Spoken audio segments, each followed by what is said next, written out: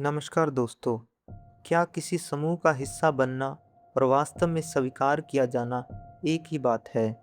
मान लीजिए आप एक नए शहर में जाते हैं। लोग आपको वहाँ रहने की अनुमति दे देते हैं। फिर वे आपको अपने समूह में शामिल भी कर लेते हैं। लेकिन क्या इसका मतलब यह है कि आप वास्तव में उस समुदाय का हिस्सा बन गए? और अगर आपकी राय कभी नहीं पूछी जाती, आपकी पहचान को महत्व नहीं दिया जाता और आपकी आवाज़ को अनसुना कर दिया जाता है, तो क्या आप सचमुच वहाँ के हैं? यहीं से 3 महत्वपूर्ण कंसेप्ट सामने आते हैं: असिमिलेशन, इंटीग्रेशन, इंक्लूजन। ये तीनों शब्द अक्सर एक दूसरे के स्थान पर इस्तेमाल किए जाते हैं, लेकिन सोशियोलॉजी और सोशल साइकोलॉजी के अनुसार इनके अर्थ अलग हैं और इनका अंतर समझना केवल समाज को समझने के लिए नहीं, बल्कि अपने जीवन के अनुभवों को समझने के लिए भी महत्वपूर्ण है। सबसे पहले यह समझते हैं, ये कंसेप्ट इतने महत्वपूर्ण क्यों हैं? इंसान एक सामाजिक प्राणी है। हम केवल भोजन, सुरक्षा और आराम नहीं चाहते, हम बिलॉन्गिंग भी चाहते हैं। हम चाहते हैं कि हम किसी परिवार, मित्र समूह, समुदाय, संगठन या समाज का हिस्सा महसूस करें। यह भावना हमारी मानसिक सेहत, आत्मसम्मान और पहचान पर गहरा प्रभाव डालती है। लेकिन बिलॉन्गिंग प्राप्त करने के तरीके अलग-अलग हो सकते हैं। यहीं से एसिमिलेशन, इंटीग्रेशन और इंक्लूजन की चर्चा शुरू होती है। सबसे पहले बात करते हैं एसिमिलेशन की। एसिमिलेशन का सरल अर्थ है बिकम लाइक अस, यानी अगर आप हमारे समूह का हिस्सा बनना चाहते हैं, तो आपको हमारे जैसा बनना होगा। इस मॉडल में किसी व्यक्ति या समूह से अपेक्षा की जाती है कि वह अपनी अलग पहचान, भाषा, संस्कृति, परंपराएं या व्यवहार छोड़कर बहुसंख्यक समूह जैसा बन जाए। मान लीजिए कोई प्रवासी परिवार किसी नए देश में जाता है। अगर उनसे यह उम्मीद की जाए कि वे अपनी भाषा, रीति-रिवाज और सांस्कृतिक पहचान को छोड़ दें और पूरी तरह स्थानीय संस्कृति अपना लें, तो यह एसिमिलेशन का उदाहरण होगा। इसे एक रूपक या मेटाफर से समझिए, जैसे कोई दरवाजे पर खड़ा होकर कहे, अंदर आ सकते हो, लेकिन अपनी पहचान बाहर छोड़कर। एसिमिलेशन का उद्देश्य एकरूपता पैदा करना होता है, लेकिन इसकी कीमत अक्सर व्यक्तिगत या सांस्कृतिक पहचान के रूप में चुकानी पड़ती है। अब आते हैं इंटीग्रेशन पर। इंटीग्रेशन का अर्थ है join us but keep some difference.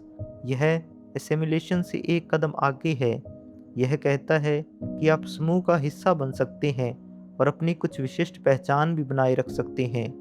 उदाहरण के लिए, एक बहुसांस्कृतिक समाज में अलग-अलग समुदाय अपनी भाषा, भोजन और परंपराएं बनाए रखते हुए भी एक ही सामाजिक व्यवस्था का हिस्सा बन सकते हैं। यह एसिमिलेशन से अधिक खुला मॉडल है, लेकिन इसमें एक महत्वपूर्ण बात छिपी होती है।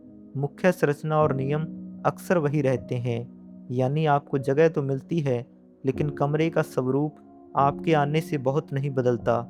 इसे इस तरह समझिए, आप अंदर आ सकते हैं, लेकिन कमरा पहले जैसा ही रहेगा। अब तीसरा कंसेप्ट आता है इंक्लूजन का। इंक्लूजन का अर्थ है यू बिलोंग हेयर। यह केवल प्रवेश की बात नहीं करता, यह सम्मान, भागीदारी और महत्व की बात करता है।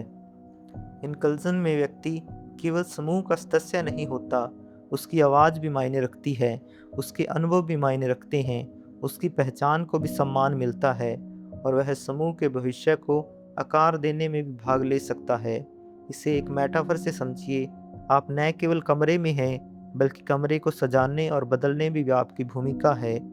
यही कारण है कि आधुनिक संस्थाएं केवल डाइवर्सिटी या इंटीग्रेशन की नहीं, बल्कि इंक्लूजन की बात भी करती हैं। अब इन तीनों को एक साथ देखते हैं। असिमिलेशन कहता है हम जैसे बनो, इंटीग्रेशन कहता है हमारे साथ रहो, इंक्लूजन कहता है तुम यहाँ की हो।